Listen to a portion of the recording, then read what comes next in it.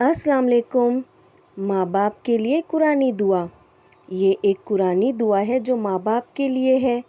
हमें चाहिए कि हम इस दुआ को पढ़ते रहें और अपने माँ बाप के लिए दुआ करते रहें, क्योंकि बेशक दुआओं से बेहतर तोहफ़ा और कोई नहीं होता। रब्बिर हमहुमा कमा रब्बियानी सगीरन। रब्बिर हमहुमा कमा रब्बियानी सगीरन।